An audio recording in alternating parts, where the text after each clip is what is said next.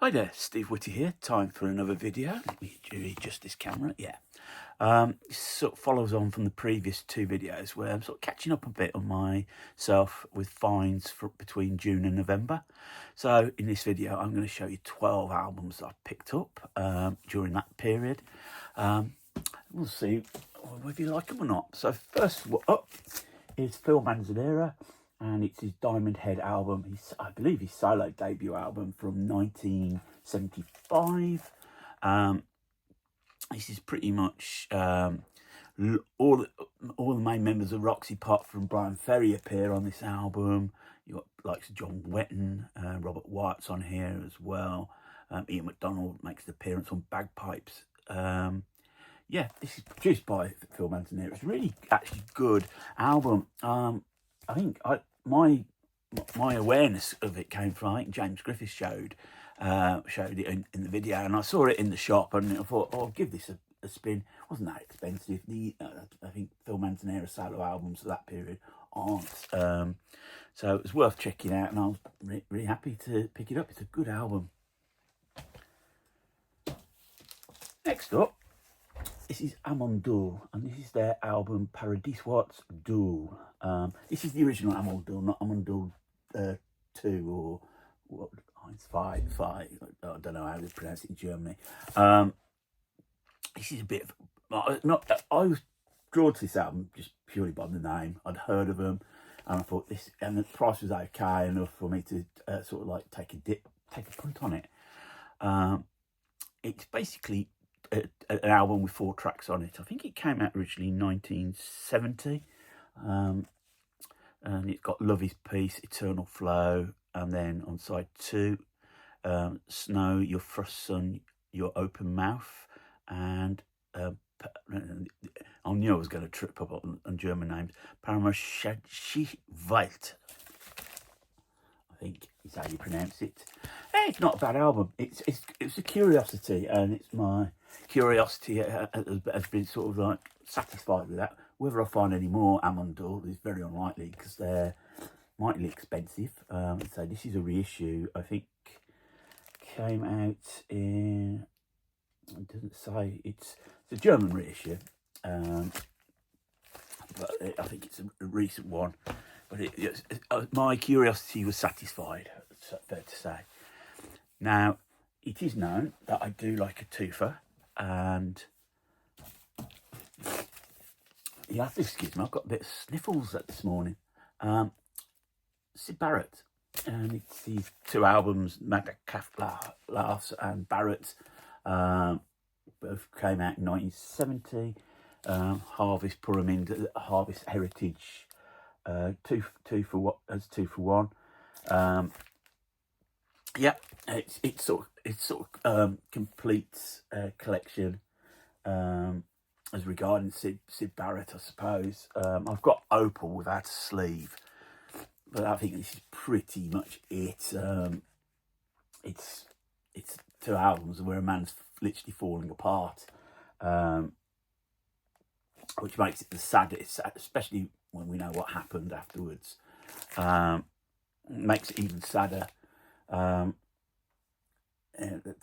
really good points. I think the Mad Calf Laughs, the better out of the 2 albums. I think it's more coherent. I think, but with Barrett, I think it's more like sort of like patching up what was left to put out. But yeah, it's well worth having. Both albums are well worth having as single entities as well.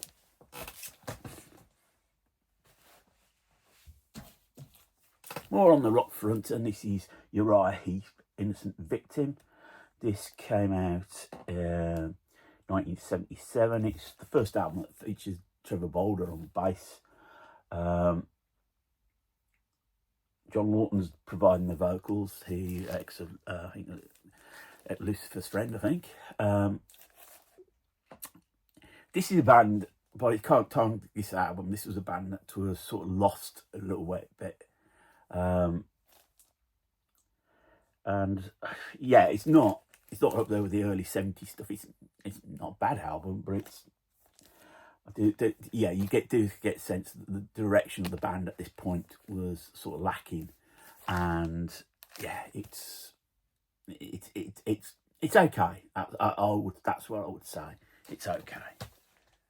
An album that I was really pleased to find. It's the Violet Femmes solo debut album. Sorry, which came out originally in 1980, I believe, and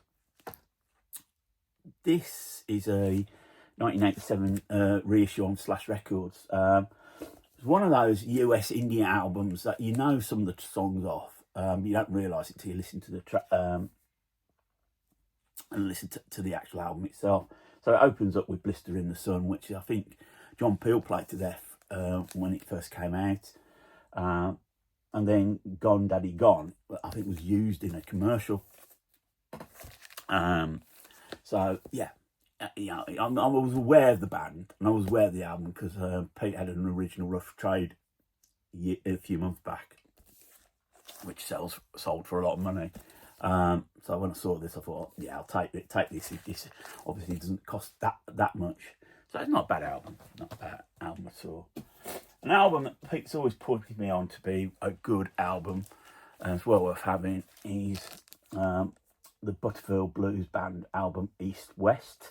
This is the second album by the band. It's really good. I mean, Paul Butterfield was harmonica and vocals on this band, but this lineup is a stellar lineup. You've got Elvin Bishop on guitar, and you also got Mike Bloomfield on guitar. This is sort of like the best lineup of the band, and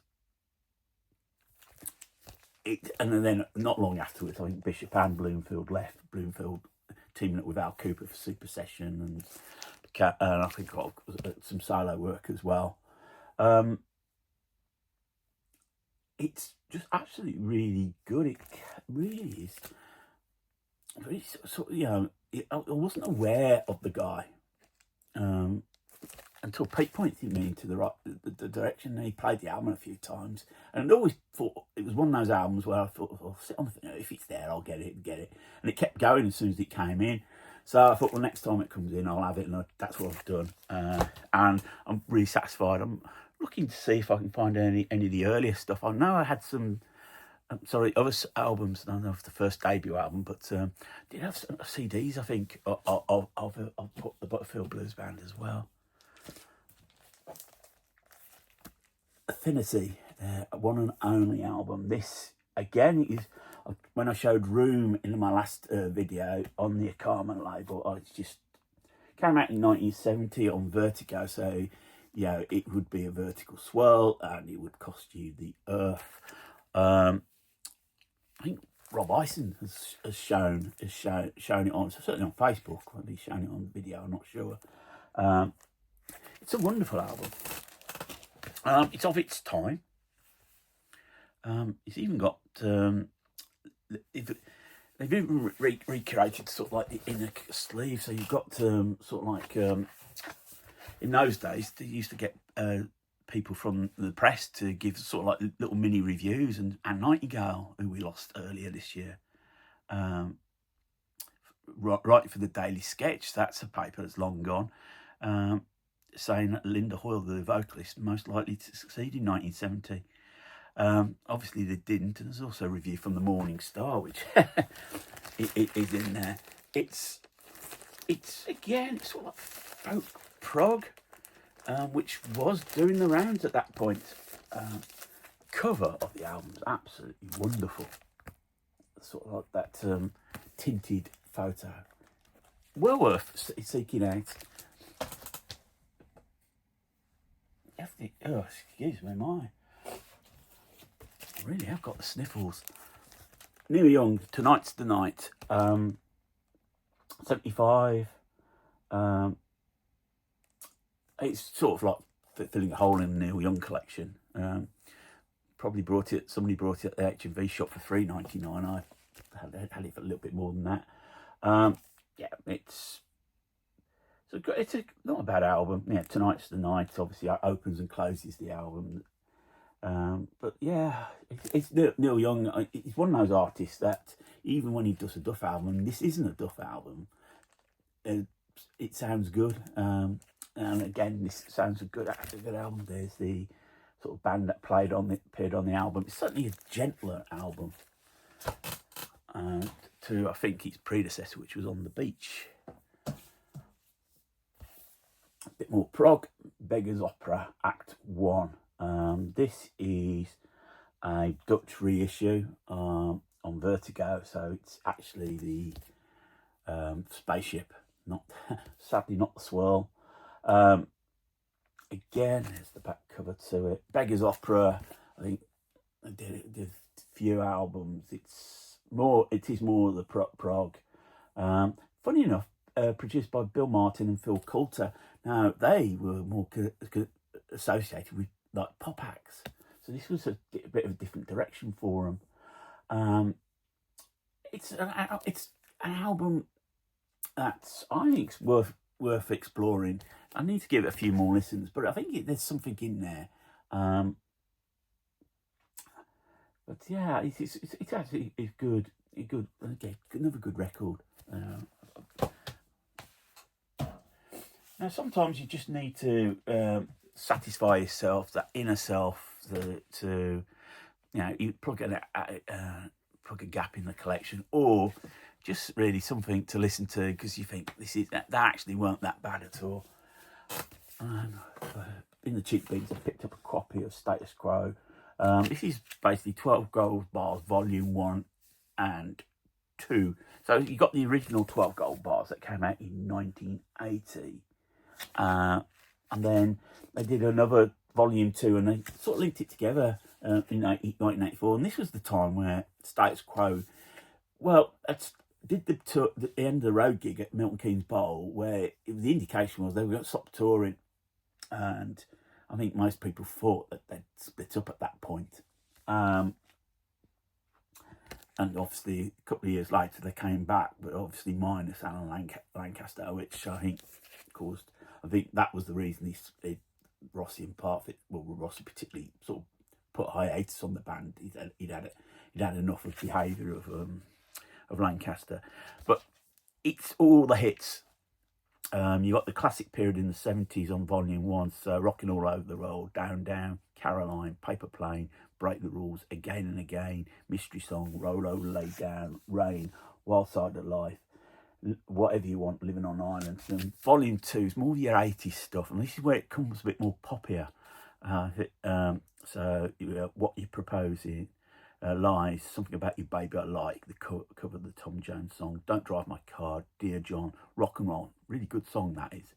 Old Rag Blues, Mess of Blues, Margarita Time, and that was the point where I think the fractions in the bands at that point, because he's very pop, Going Downtown Tonight, and then The Wanderer, and then a live version of Caroline recorded at the NEC in Birmingham, and that was the gig that Prince Charles attended, and that was a big thing. It was the first concert I remember the royal family had attended. This is 1982.